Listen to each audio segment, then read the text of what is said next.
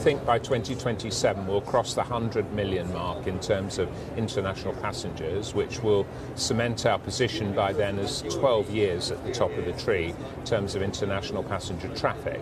But then I think our limitation is somewhere between 117 and 120 million.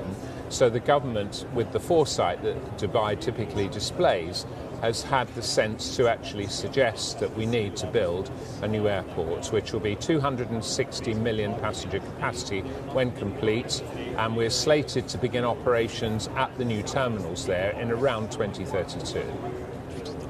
And you and I were on a panel earlier today where you said the plan is not to have one massive airport.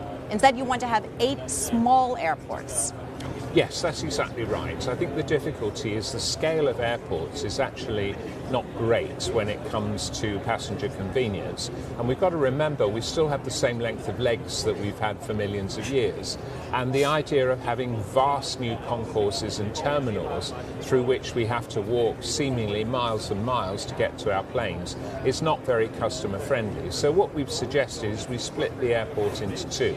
There are spaces for high flow where people can transition very quickly from their chosen method of transport to and from the airport and to get to the multiple concourses. And what we've conceived is to have 8 smaller airports with self-contained concourses all set within the total infrastructure. The idea being that you can get to a terminal or a concourse with about 30 million capacity, which is the size of a very manageable small airport, and you can see your aircraft from there. You can get to the gate very quickly, no more than 300 to 500 meters, and there will be shopping, dining, lounge facilities, all within that self-contained concourse. We've recognised that scale actually is the enemy of customer service, and we want to bring back the romance and intimacy that was once part of international travel.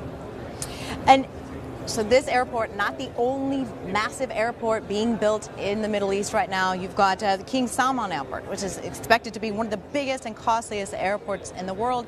Right now estimated to open in 2030 in Saudi Arabia. How do you foresee this affecting passenger traffic to Dubai?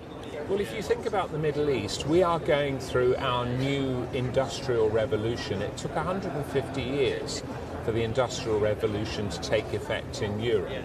And actually the Middle East is a relatively young economy, certainly in terms of international tourism. So actually Saudi Arabia has recognized the potential of mass tourism for its economy and its diversification away from hydrocarbons. The UAE actually recognized that many years ago, and we're all basically playing catch up. And I think you'll find that the Middle East region will be a very vibrant and interesting destination for mass tourism over the next few decades. So the infrastructure is being put in place. And the more dots on the tourist map we have in the Middle East, the more people will want to come and visit. So actually we're welcoming all the developments across the region because I think they will be good for the entire industry.